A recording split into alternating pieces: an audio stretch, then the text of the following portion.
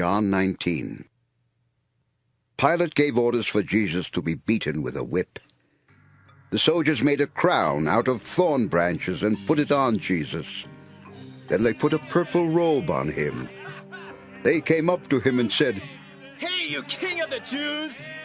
They also hit him with their fists. Once again Pilate went out to the crowd.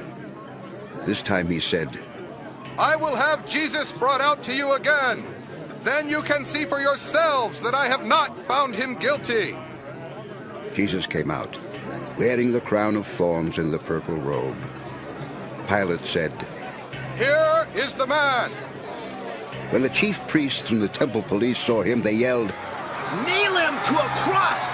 Nail him to a cross!" Pilate told them, "You take him and nail him to a cross. I don't find him guilty of anything." The crowd replied, "He claimed to be the Son of God. Our Jewish law says that he must be put to death." When Pilate heard this, he was terrified. He went back inside and asked Jesus, "Where are you from?" but Jesus did not answer. "Why won't you answer my question?" Pilate asked. "Don't you know that I have the power to let you go free or to nail you to a cross?" Jesus replied, "If God had not given you the power, you couldn't do anything at all to me. But the one who handed me over to you did something even worse." Then Pilate wanted to set Jesus free. But the Jewish crowd again yelled, "If you set this man free, you are no friend of the emperor! Anyone who claims to be a king is an enemy of the emperor!" When Pilate heard this, he brought Jesus out. Then he sat down on the judge's bench at the place known as the Stone Pavement. In Aramaic, this pavement is called Gabbatha. It was about noon on the day before Passover, and Pilate said to the crowd, "Look at your king!" Kill him! Kill him! They yelled. Nail him to a cross! "So, you want me to nail your king to a cross?" Pilate asked. The chief priests replied, The emperor is our king! Then Pilate handed Jesus over to be nailed to a cross. Jesus was taken away, and he carried his cross to a place known as the Skull. In Aramaic, this place is called Golgotha. There Jesus was nailed to the cross, and on each side of him a man was also nailed to a cross. Pilate ordered the charge against Jesus to be written on a board and put above the cross. It read, "Jesus of Nazareth, King of the Jews." The words were written in Hebrew, Latin, and Greek. The place where Jesus was taken was not far from the city, and many of the Jewish people read the charge against him.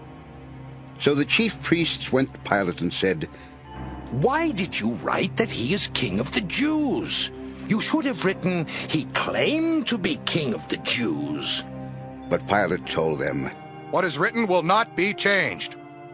After the soldiers had nailed Jesus to the cross, they divided up his clothes into 4 parts, one for each of them.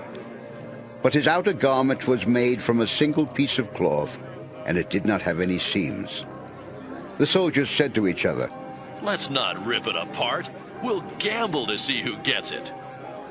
This happened so that the scriptures would come true, which say, "They divided up my clothes and gambled for my garments." The soldiers then did what they had decided. Jesus' mother stood beside his cross with her sister and Mary, the wife of Clopas. Mary Magdalene was standing there too. When Jesus saw his mother and his favorite disciple with her, he said to his mother, "This man is now your son. Then he said to the disciple, She is now your mother." From then on, that disciple took her into his own home. Jesus knew that he had now finished his work.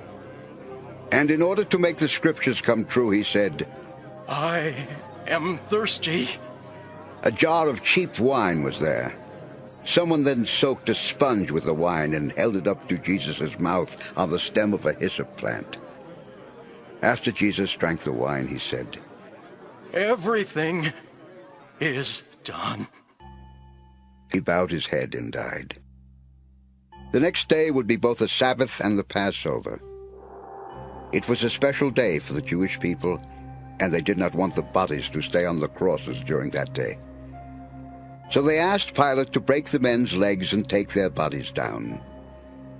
The soldiers first broke the legs of the other 2 men who were nailed there. But when they came to Jesus, they saw that he was already dead, and they did not break his legs.